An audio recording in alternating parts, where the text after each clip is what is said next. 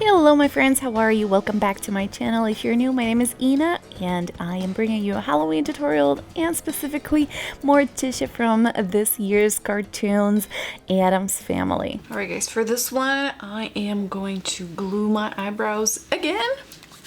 So let's start with that. Alright, as I showed you guys how to do that in my last makeup tutorial when I did the Ice Queen, but I'm gonna go over it again. So you just rub, I'm using the Elmer's Craft Bond. What you wanna do is make sure you get your brows really saturated. For me, 2 layers are enough because I'm not that hairy, but if you have like a thicker hair, probably you can do up to 4 or until everything is sticking to your skin and nothing is moving. Next step is to brush them up. Make sure they are all stuck and not moving nowhere. Unfortunately, my microphone died and I didn't realize it until the end of the video, so I'm gonna go ahead and try to do a voiceover. So once my first layer dried, I applied a second layer. You can make it quicker, you can make it dry quicker with a hairdryer in a cool setting. I just let it air dry while I was doing other stuff.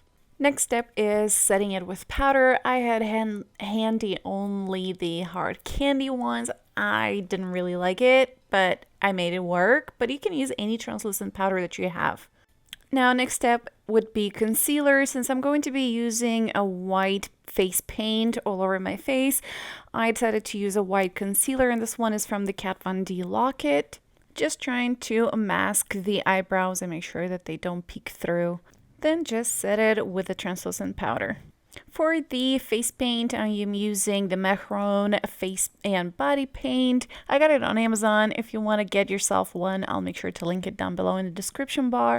I am applying it all over my face and neck. It's pretty thick consistency and it's very pigmented, which I love. That made it a long-lasting too, but it's very greasy, so make sure to set it with white powder or translucent powder to make sure that it's not moving around. Now next step, I am tracing the line. I'm making the circle on how wide and how tall I want the hollow eye to look like. For that, I'm using Sigma's black gel liner, but you can use anything that you have handy at home. I'm tracing the line and then I'm going to fill it up with black eyeshadow. For this look in particular, I'm going to be using Sigma Enchanted palette. I love that purple. I think it's perfect for this look.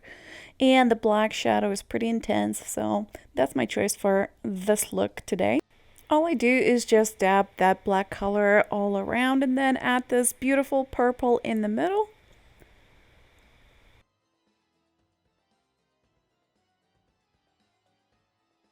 She definitely has eyeliner on top of the bottom. So for the eyeliner, I'm using today the liquid eyeliner from the Sigma in the Ace line in the shade Legend. Next step, adding a little bit of mascara, and this one is from the Milani. I believe it's called Highly Rated, which is pretty much highly rated. I love it. Then to create our crease, we're going to go in with this beautiful crease color and set the base before we add a little more contrast. Then of course I would intensify with a darker color, and then after that with even more dark color. I'm using all the colors I have in the Enchanted palette, but you can use any colors that you have at home. To paint my brows, I'm using Sigma gel liner, and I'm topping it with the eyeshadows because the paint is greasy, so it kind of moves around. It wasn't very comfortable to do that. I'm topping it with the black eyeshadows, and I felt like it was not deep enough, it was not dark enough, so on top of it I topped it with a liquid eyeliner. And with the inner rim brightener from Sigma, I am cleaning the edges up to make it look more sharp and more clean. For the under eye, I'm using the same gel liner from Sigma. I really love this liner, guys, because it's waterproof, is long wear, it doesn't move around as sometimes normal ones do, so I really like it. So that was my choice for the under eye. I'm just tracing it all around, place it in the waterline and a little bit under eye, and then blend it all out with black eyeshadow. For the lashes, I am using ones that I bought at the Walmart. I think they were like $2.90 or something. And I love pressing them like that with my nails. This way they're secure and they're not going to move around. They're going to stay all night in place. And now we all know she has very defined cheekbones, so we're trying to make those cheeks pop. So we're going to contour heavily on each side. And for that, I'm using a gray color from Nubia's Place palette. Now for my blush, I'm using the Chroma Glow palette from Sigma. I think this lilac color is perfect. It gives you enough color without it being too much.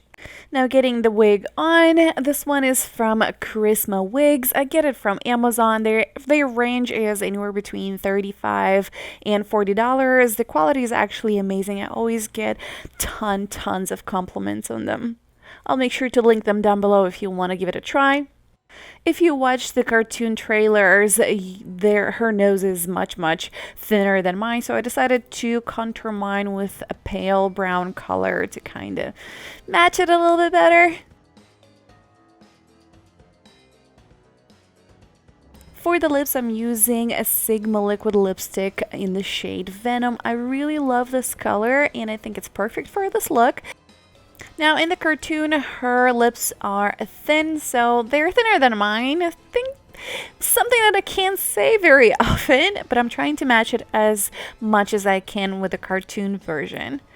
Now, even though the purple from the Enchanted palette was really pretty, I feel like it doesn't have the intensity of the purple I wanted it, so I added a little bit of color from this beautiful magenta blush from Sigma from their pink collection. I think this added that little extra that it was missing. And this sums up everything for this look, you guys. If you want to see more looks that I did before, just check the screen. You will see a few more that I did in the past. In the meanwhile, I love you all and I'll see you in my next one. Bye guys!